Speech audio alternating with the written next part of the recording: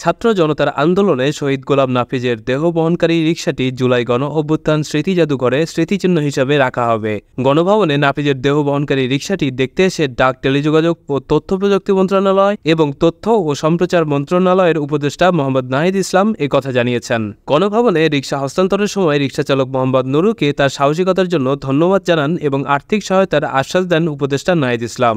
ছাত্র জনতার অভ্যুত্থানে নিহত নাফিজের নিথর দেহ পড়ে থাকা রিকশাটি বিক্রি করে দিয়েছেন রিকশা চালক নুরু। তিনি একটি সাক্ষাৎকারে সেই ঘটনা বলেন। সেই প্রতিবেদনটি দেখে উপদেষ্টা নাহিদ ইসলাম তাৎক্ষণিক রিকশা এবং রিকশা চালককে খুঁজে বের করার জন্য তার দপ্তরের কর্মকর্তাদের নির্দেশ দেন। রিকশা চালক মোহাম্মদ নুরুর সঙ্গে যোগাযোগ করা হলে তিনি রিকশাটি ৩৫,০০০ টাকায় লন্ডন প্রবাসী আহসানুল কবির সিদ্দিকের কাছে বিক্রি করে দিয়েছেন বলে জানান। পরবর্তীতে ক্রেতার সঙ্গে যোগাযোগ করা হলে তিনি রিকশাটি জুলাই গণ অভ্যুত্থান স্মৃতি জাদুঘরে হস্তান্তর করার ইচ্ছা পোষণ করেন। সে অনুযায়ী আজ রিকশাটি জুলাই গণ অভ্যুত্থানে স্মৃতি জাদুঘরে যুগ্ম আহ্বায়ক ও প্রধান উপদেষ্টার বিশেষ সহকারী মাহফুজ আলমের কাছে হস্তান্তর করা হয়। ছাত্র জনতার অভ্যুত্থানে গত ৪ আগস্ট রাজধানীর ফার্মগেটের পদচারী সেতুর নিচে গুলিবিদ্ধ হয় নাফিজ। রিকশার পাদানিতে তার পতাকা বাঁধা মাথা একপাশে ঝুলে আছে, আরেক পাশে নিস্তেজ পা দুটি ঝুলছে।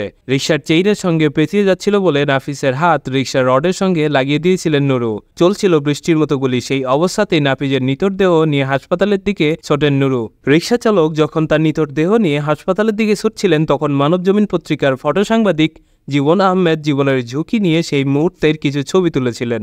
তার তোলা ছবি দেখেই ৪ আগস্ট দিবাগত রাত ১২টার পর নাফিজের মা বাবা রাজধানীর সোহরাওয়ার্দী মেডিকেল কলেজ হাসপাতালের মর্গে গিয়ে লাশ পেয়েছিলেন ছেলের। নাফিজ রাজধানীর Banani Vidyaniketan school and college থেকে এসএসসিতে জিপিএ ৫ পেয়ে পাশ করে কলেজে একাদশ শ্রেণীতে ভর্তি হয়েছিল।